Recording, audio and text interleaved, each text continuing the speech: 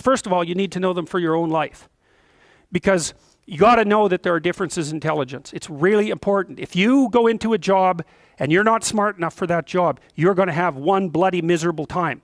And you're going to make life wretched for the people around you because you won't be able to handle the position.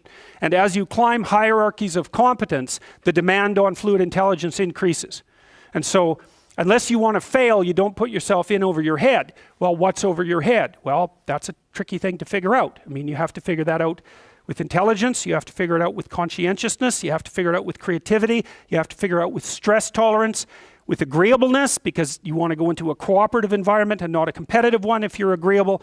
And with neuroticism, you probably want to keep the stress level of your job relatively low, because those are all places that you can break down. And most people have at least one significant weakness in their intelligence personality makeup, and you got to be careful not to place yourself in a position where that's going to be a fatal flaw.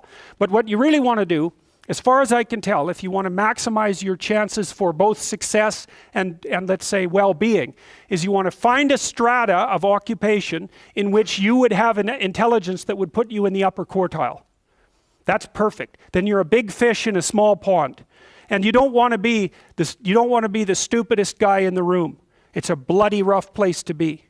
So, and you probably don't want to be the smartest guy in the room either, because what that probably means is you should be in a different room, right? You should look at a place where if you're right at the top, you've mastered it.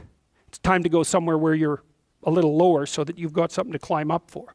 So, and if you're not hyper conscientious, for example, you're probably not going to want a job that you have to work 70 hours a week at, because you're just not wired up that way. You'd rather have some leisure, and like, more power to you. If that's how you're wired up, there's nothing wrong with having some leisure.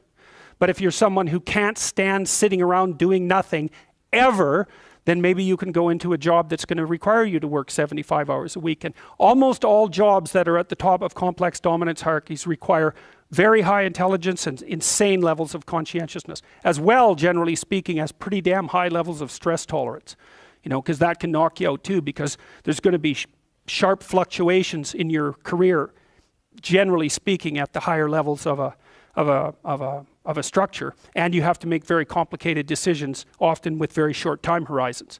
So you have to decide if that's what you want.